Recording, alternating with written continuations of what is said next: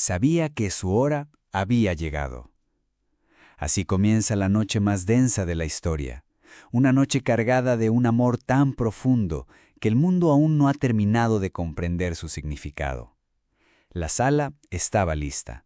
En una esquina de Jerusalén, entre piedras antiguas que habían presenciado imperios y profetas, un pequeño aposento superior se iluminaba con las últimas brasas del crepúsculo. Era la víspera de la Pascua, pero más sería una noche más. Los discípulos llegaron uno a uno. Sus rostros reflejaban la alegría ritual del banquete, pero también la tensión invisible que flotaba desde hacía días. Jesús, el Maestro, caminaba entre ellos con una calma que no era de este mundo. Algo en su mirada parecía despedirse sin palabras, y aunque nadie se atrevía a decirlo en voz alta, todos lo sentían. Algo irreversible estaba por ocurrir.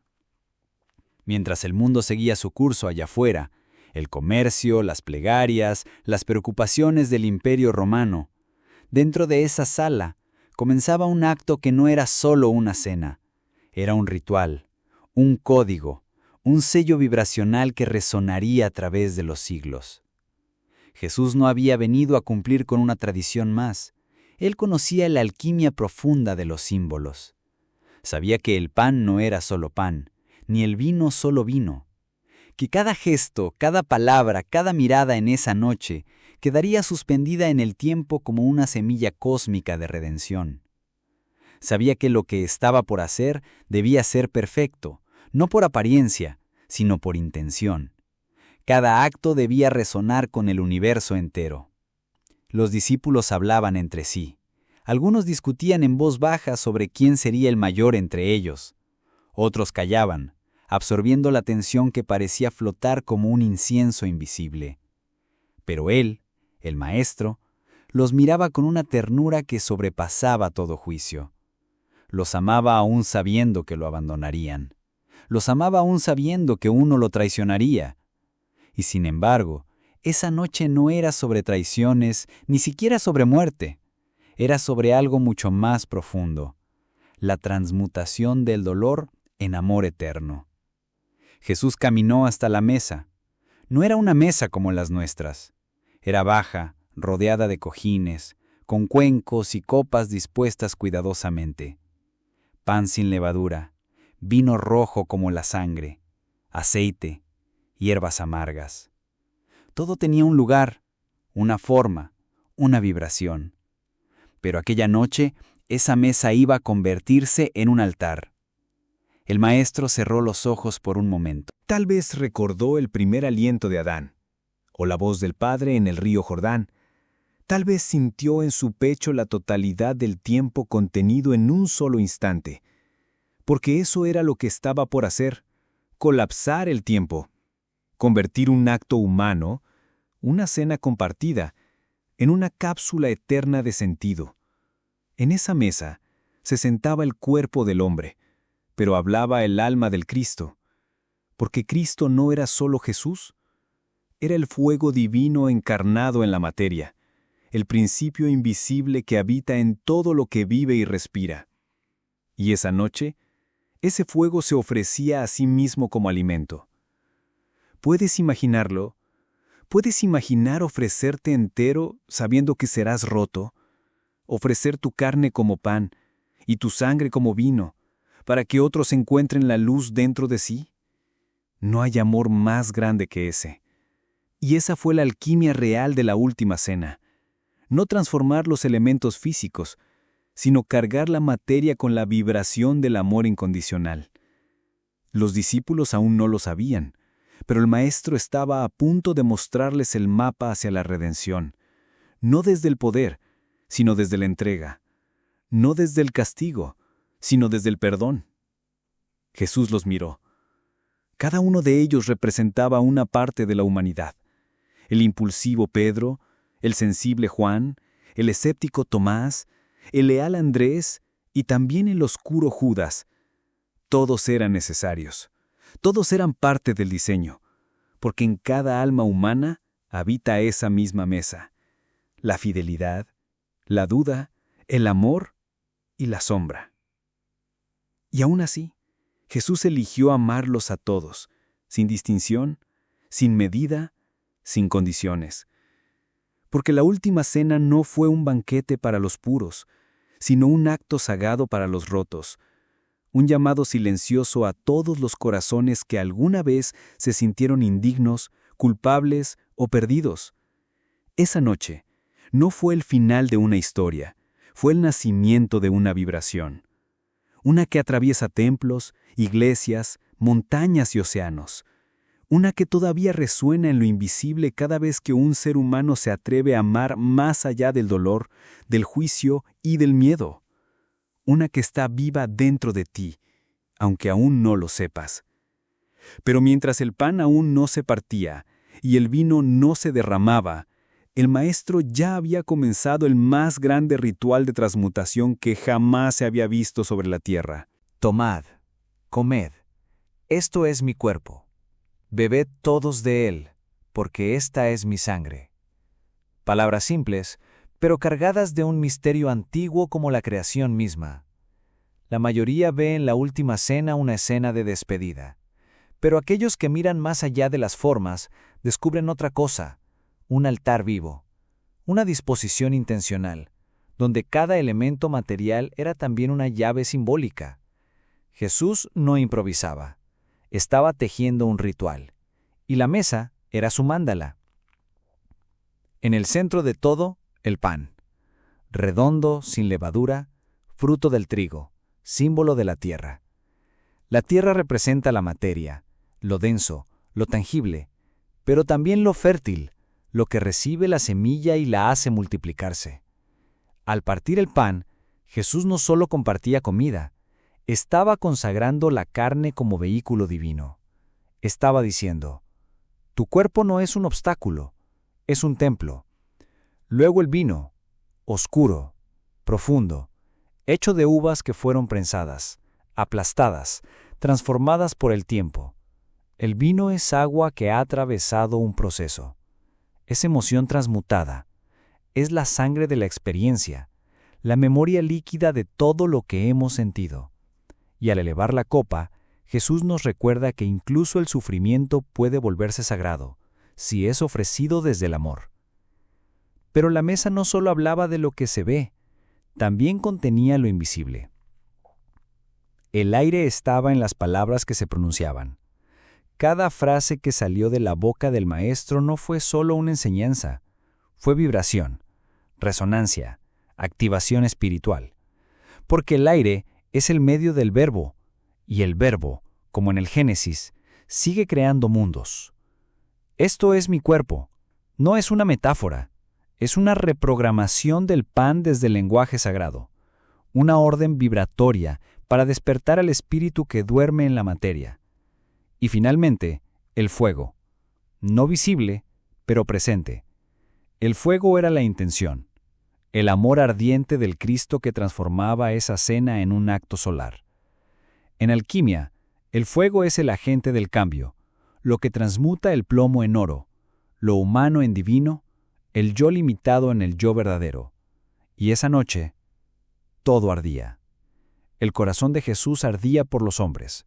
Su alma ardía por liberarles del miedo, y su amor ardía por abrazar incluso a quien lo entregaría a la muerte. Detrás de cada plato, cada copa, cada gesto, había una geometría sagrada, un patrón ancestral. Los 4 elementos: tierra, agua, aire y fuego. El cuaternario universal que forma todo lo que existe. La cruz invisible que sostenía el mundo. Y Jesús, en el centro, era el 5.º elemento, el espíritu, el éter, la conciencia pura que une lo visible con lo invisible. Él no vino a negar el mundo material, vino a encenderlo desde dentro. La mesa de la última cena era más que un lugar de reunión, era un laboratorio alquímico del alma, un santuario vibracional donde lo humano y lo divino se abrazaban en un mismo acto, compartir. Porque al compartir el pan, el vino, el silencio, la mirada, el miedo y el amor, Jesús estaba enseñando la fórmula más elevada de transmutación. Dar sin esperar, partirse sin romperse, amar sin poseer y confiar incluso cuando el alma tiembla. Los discípulos aún no lo comprendían. Sus corazones estaban cargados de inquietud, de expectativas mesiánicas, de miedos. Algunos esperaban un trono, otros una revolución. Pero nadie imaginaba que la verdadera revolución ocurriría en lo invisible. Porque esa mesa no era solo para 12, era para todos, para ti, para mí, para cada alma que en algún momento haya sentido el llamado a recordar su divinidad dormida. Y aún hoy, cuando alguien se sienta en silencio, parte el pan, respira profundo y entrega amor sin condiciones, esa mesa vuelve a manifestarse. Esa cena continúa. Ese fuego aún arde. Porque cada elemento sobre la mesa no solo alimentaba el cuerpo, sino que contenía un código escondido para activar algo mucho más profundo. El cuerpo de luz. Yo soy el pan vivo que ha bajado del cielo. El que coma de este pan vivirá para siempre. El pan estaba sobre la mesa. No era exuberante, no era decorado. Era simple, crudo, sin levadura. Y sin embargo, contenía más poder del que cualquier corona o espada podría imaginar. Jesús lo tomó entre sus manos. Sus dedos lo sostuvieron con una ternura sagrada. Y entonces, ante los ojos de todos, lo partió. El crujimiento del pan rasgando su unidad llenó la sala con un silencio profundo. Porque ese sonido no fue solo físico, fue una vibración, una grieta en la ilusión de separación, una apertura que permitía que lo invisible se derramara dentro del mundo. «Esto es mi cuerpo», dijo.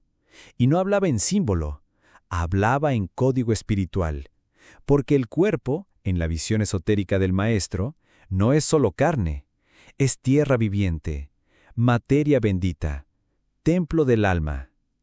En las tradiciones alquímicas, la tierra no es solo el suelo, es el principio de lo denso, lo firme, lo que sostiene, y también, paradójicamente, lo que se parte para dar fruto. Jesús, al partir el pan, estaba haciendo una declaración cósmica. Estoy dispuesto a ser quebrado para que tú seas completo. El pan partido no es símbolo de destrucción, es un acto de multiplicación. Es la afirmación de que lo que se da con amor no disminuye, sino que se expande. Como la semilla que muere para convertirse en trigo, como el trigo que es molido para hacerse pan, como el pan que se parte para alimentar a muchos. ¿Acaso no es esa la alquimia suprema? Transformar el dolor en alimento, transformar la pérdida en comunión, transformar la entrega en expansión. Jesús no temía el dolor, lo había asumido, lo había amado, porque comprendía algo que los ojos comunes no pueden ver, que la materia no es un castigo, sino una oportunidad, que el cuerpo humano con todo su límite, su fragilidad y su deseo, puede volverse sagrado si se pone al servicio del amor. El pan partido no era solo su cuerpo, era el tuyo, era el mío. Era la posibilidad de que cada ser humano se vuelva un canal, un puente, un altar viviente. Porque cuando tú eliges amar aunque estés roto, cuando eliges compartir aunque sientas que no tienes nada, cuando te ofreces aunque nadie te lo pida, estás repitiendo el mismo acto sagrado de esa noche. Estás siendo pan partido, estás volviéndote tierra consagrada. Los discípulos lo miraban en silencio. No comprendían del todo. ¿Cómo podían? Aún no habían cruzado el fuego del abandono. Aún no sabían lo que era morir por dentro y volver a nacer. Pero Jesús sembraba en ellos algo que solo el tiempo haría florecer. Una enseñanza que se incrustaba en el alma, no en la razón. Porque hay cosas que no se entienden, solo se encarnan. Y así como el pan se mezcla con la saliva, entra al cuerpo y se vuelve parte del que lo come, así también sus palabras, sus gestos, su entrega estaban entrando en ellos, transformándolos desde dentro. Ese pan, partido y bendecido, contenía más que trigo, contenía un código, un mandato silencioso. Haz de tu vida un pan partido para los demás. Haz de tu fragilidad una fuerza. Haz de tus heridas un puente. Haz de tu dolor un canto. Haz de tu cuerpo una casa para el amor. Porque la verdadera transmutación no consiste en huir del sufrimiento, sino en permitir que él se vuelva luz. Jesús lo sabía, y por eso, en esa sala silenciosa, entre miradas confusas y corazones temblorosos, extendió el pan hacia ellos. No solo para que comieran, sino para que recordaran, para que supieran que el amor verdadero no retiene, se parte, se ofrece, se multiplica. Y en esa entrega, vence a la muerte. Y al partir el pan, no solo bendijo la materia, sembró en ella el misterio de la encarnación divina y con ello la promesa de que todo dolor puede volverse fecundo. Esta copa es el nuevo pacto en mi sangre, que por vosotros se derrama. Evangelio de Lucas. Después del pan, vino el vino, oscuro, profundo, rojo como el atardecer que moría más allá de los muros de Jerusalén. No era un vino cualquiera, no por su sabor ni su origen, sino por la intención que lo cargaba. Jesús lo tomó en sus manos como antes había tomado el pan, pero esta vez no partió. Esta vez elevó. La copa se levantó como un corazón ofrecido al cielo, y en ese gesto, una vez más, el mundo cambió para siempre. Esta es mi sangre, dijo, y lo dijo sin titubeos. No era una metáfora, era alquimia. El vino, el símbolo ancestral del alma que ha pasado por la presión del tiempo, de la uva que ha sido herida para revelar su dulzura, era ahora la sangre del Cristo. Pero ¿qué significa realmente ofrecer la sangre? En casi todas las tradiciones antiguas, la sangre era símbolo de vida. Era el canal de la memoria espiritual. Era el río que conecta el corazón con cada célula. Era lo más íntimo, lo más sagrado. Y Jesús lo sabía. Sabía que ofrecer su sangre era más que morir. Era entregar su esencia, su vibración más pura, su fuego interior. Porque la sangre no solo representa el sacrificio, representa el sol que arde por dentro, el alma que no se retira cuando llega el dolor, el amor que no negocia su entrega, la pasión que no teme al fin porque ya vive en la eternidad. El vino es agua transfigurada por el fuego del tiempo, y eso es el alma humana, una gota del océano eterno que ha sido fermentada en la experiencia. Por eso Jesús no derrama su sangre como un mártir, sino como un alquimista. Cada gota no es pérdida, es semilla. Cada sorbo no es tristeza, es promesa.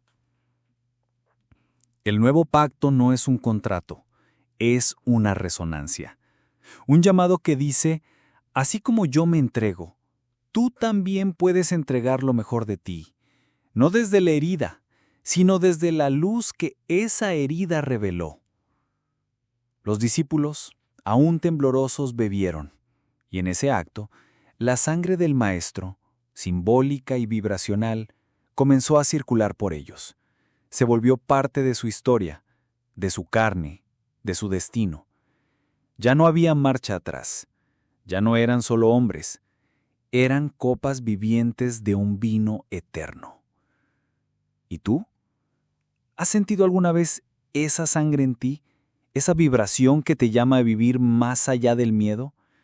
Ese fuego que arde en el centro del pecho, pidiéndote que ames aunque duela, que perdones aunque no entiendas, que te entregues incluso cuando todo en ti grita por huir. Ese es el vino del alma. Ese es el sol interior que el Cristo plantó en cada uno de nosotros. Un fuego que no quema, sino que revela. Porque al beber esa copa, los discípulos no solo se unían a su Maestro, se unían al misterio, al diseño invisible de la redención, a una frecuencia que el mundo aún no puede comprender, pero que el alma reconoce de inmediato. Cada vez que alguien elige amar en lugar de odiar, perdonar en lugar de castigar, dar en lugar de retener, ese vino vuelve a fluir, vuelve a circular como río solar en el corazón de la humanidad. Jesús no pidió templos ni monumentos, pidió memoria. Pidió que repitiéramos ese acto, no por costumbre, sino por transformación, porque el pan nutre el cuerpo, pero el vino enciende el alma. El pan representa lo que somos. El vino, en cambio, representa en lo que podemos convertirnos. Y esa noche, el Maestro no solo compartía su cuerpo ni su sangre, compartía una visión, la de una humanidad capaz de arder en amor sin consumirse, capaz de vivir no desde la herida, sino desde la llama que la herida dejó al sanar. En verdad os digo, uno de vosotros me entregará. Evangelio de Mateo. La sala estaba aún impregnada del eco del pan partido y del vino compartido. Los discípulos, aunque no lo entendían del todo, sentían que algo profundo, antiguo, estaba ocurriendo, como si sus almas recordaran lo que sus mentes aún no podían descifrar. Pero entonces, Jesús rompió el momento con una frase que atravesó el aire como una espada. Uno de vosotros me entregará. El silencio que siguió no fue solo incómodo, fue devastador. ¿Quién?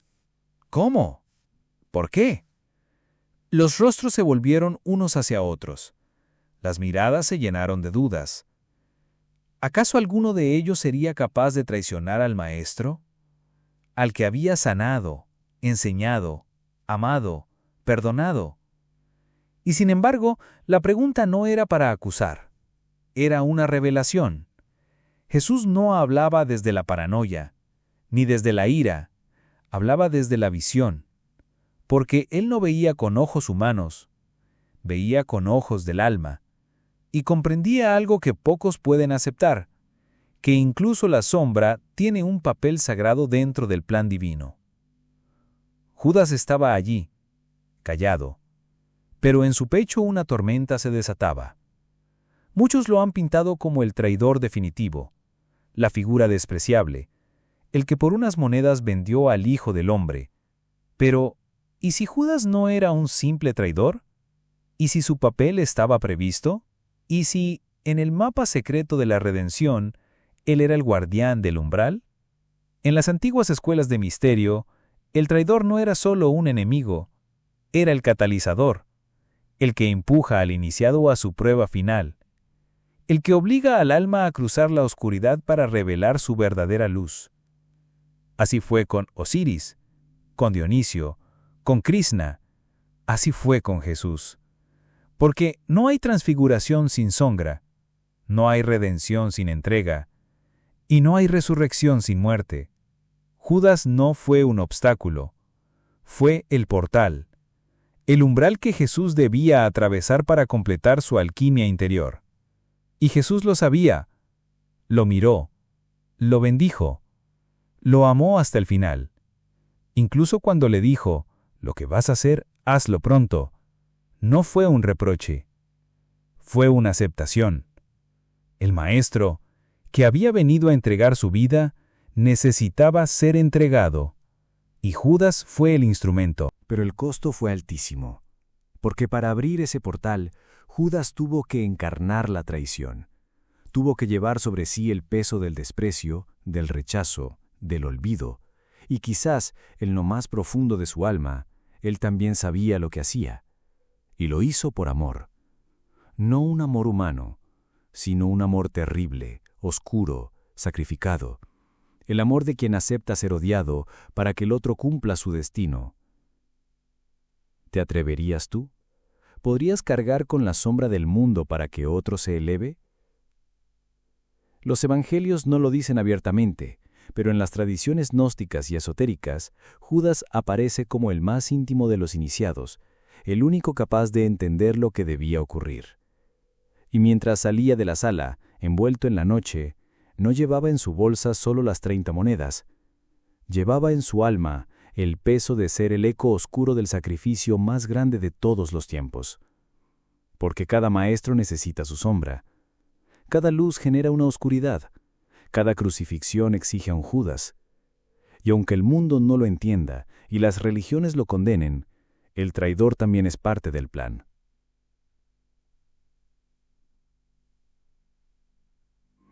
No para glorificar la traición, sino para enseñarnos que todo lo que ocurre en el camino del alma, incluso lo que más duele, puede volverse sagrado si es abrazado con conciencia. Jesús no expulsó a Judas, no lo maldijo, lo miró con amor, y con su silencio le dijo: sin ti no hay redención. Sin tu sombra, mi luz no puede brillar en su plenitud.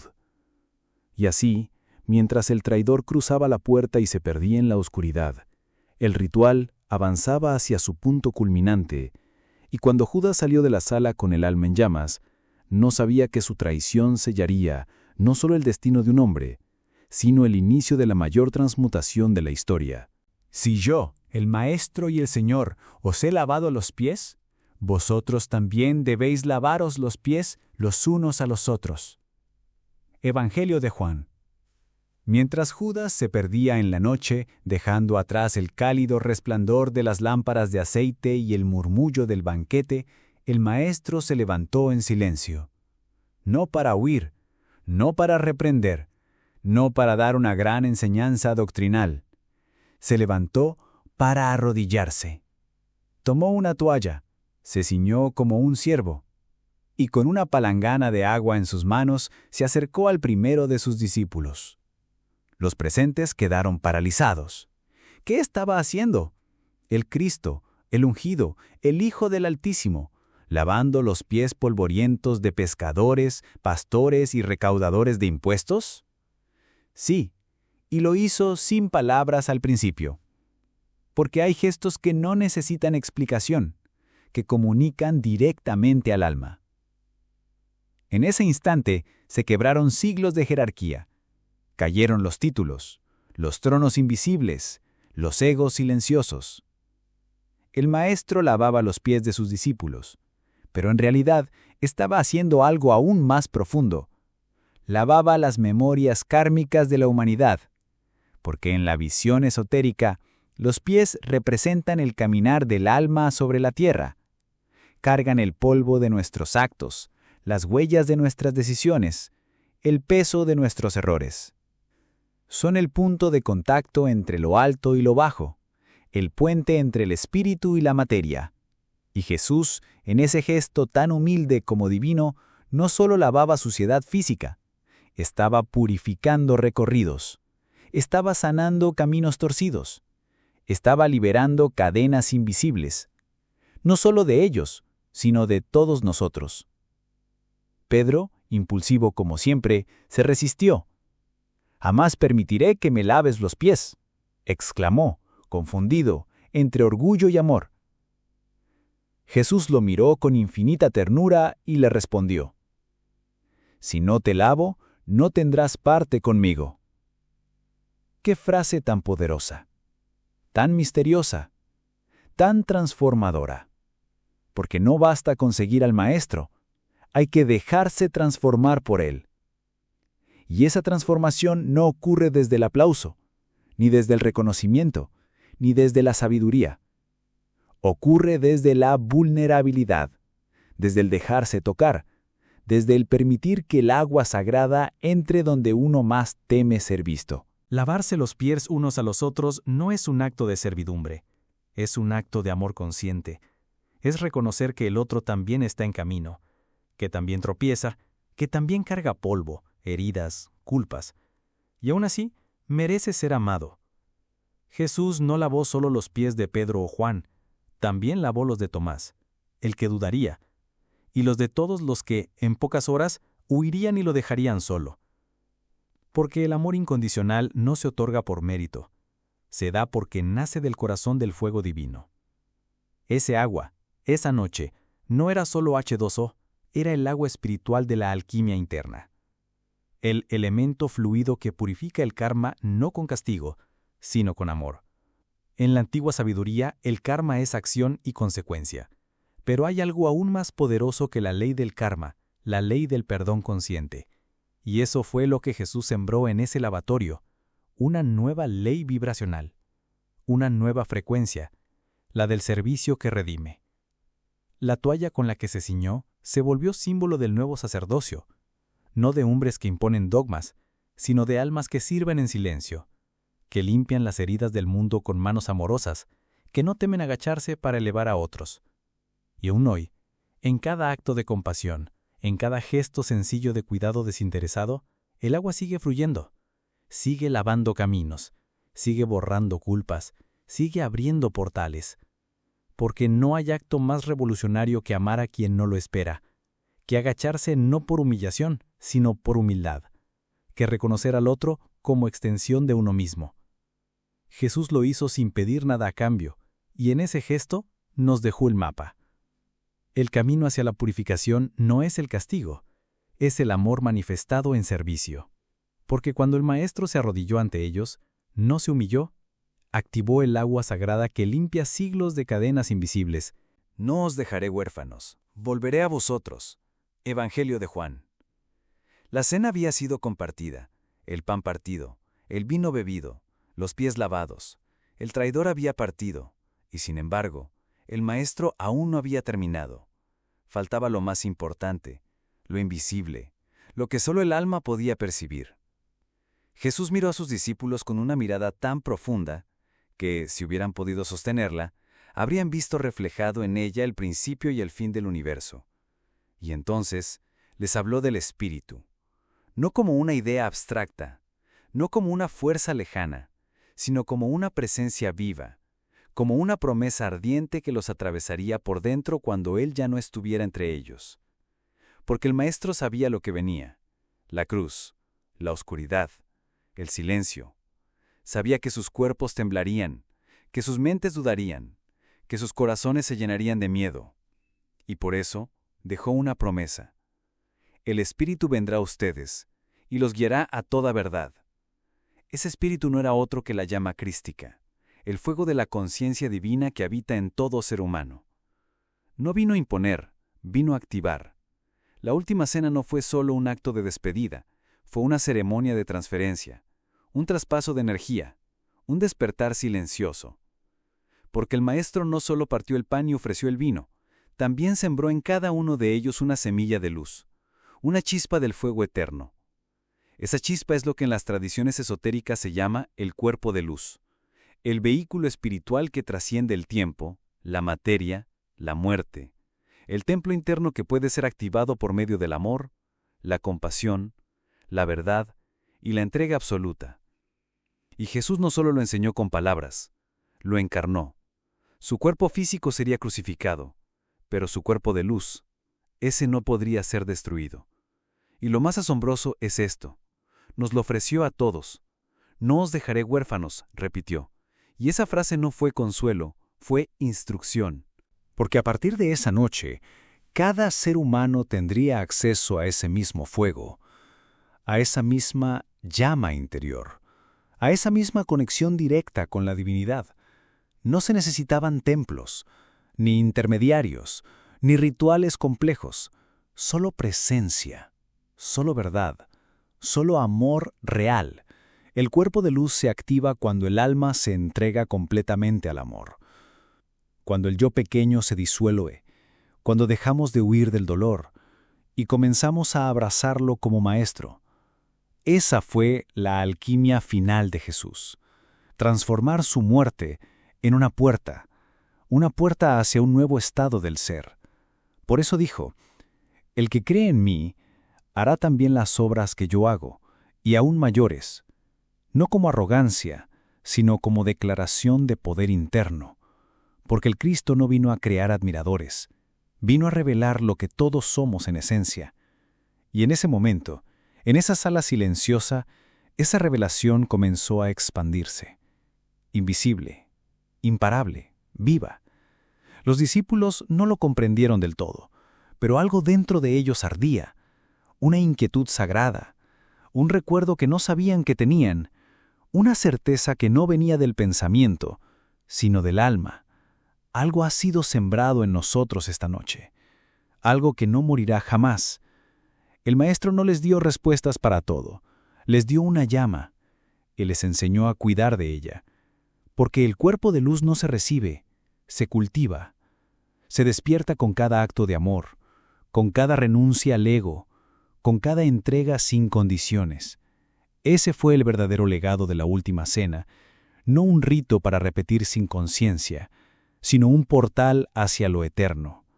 Y cada vez que eliges actuar desde el amor profundo, desde la humildad real, desde el perdón sin exigencia, estás encendiendo esa llama, estás despertando tu cuerpo de luz, estás volviendo a esa mesa, a esa noche, a esa promesa, porque Jesús no vino a salvarnos desde afuera, vino a recordarnos quiénes somos desde adentro.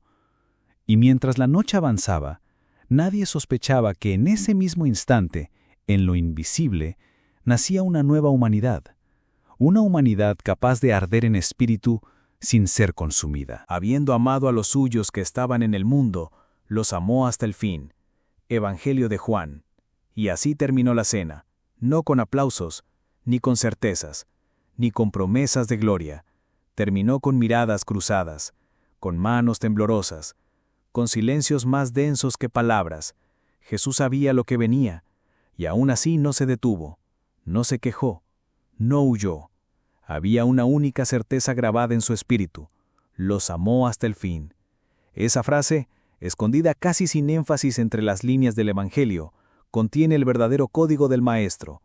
No los enseñó hasta el fin, no los guió hasta el fin, no los corrigió hasta el fin, los amó. Y no con un amor humano, condicionado emocional, sino con un amor que trasciende toda forma, un amor que abarca lo más oscuro, lo más bajo, lo más incompleto, y aún así lo abraza, lo purifica, lo redime. Ese fue el verdadero ritual, más allá del pan y del vino, más allá del agua y del fuego, más allá del lavatorio, de la traición, del cuerpo de luz. El centro de todo fue el amor que parte pan aunque sabe que no será comprendido, el amor que lava pies aunque sabe que será abandonado, el amor que ofrece su sangre aunque sabe que será rechazado, el amor que planta su espíritu en otros, sabiendo que quizás pasen siglos antes de que florezca plenamente. Ese amor es el que Jesús enseñó sin enseñar, encarnó sin imponer, entregó sin medida. Y ese amor, silencioso y vibrante, aún sigue vivo, porque no puede morir, no le pertenece a una religión, ni a un libro, ni a una época. Le pertenece al alma humana cuando se atreve a recordar quién es, cuando se atreve a amar como Él, a ofrecerse, a perdonar, a arder. Eso es el legado invisible. No se encuentra en templos, ni en recitaciones mecánicas ni en memorias frías de un sacrificio antiguo. Se encuentra en los pequeños actos, en la ternura inesperada, en la compasión sin motivo, en el perdón sin explicación. Allí, en esos rincones cotidianos, en esos silencios sagrados, es donde la última cena sigue ocurriendo. Porque cada vez que eliges amar cuando sería más fácil cerrarte, la cena se repite.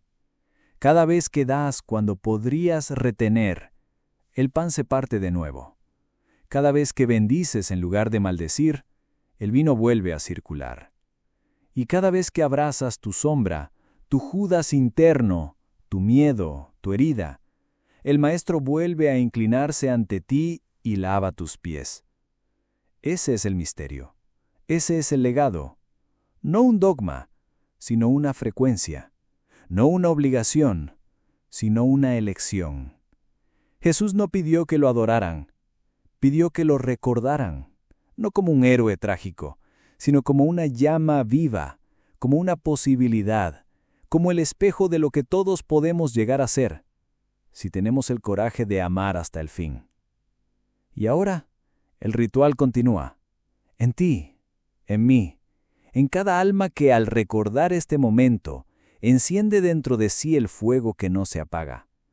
Porque en esa mesa no hubo solo pan y vino, hubo una transmisión, un sello vibracional, una activación que rompió la linealidad del tiempo.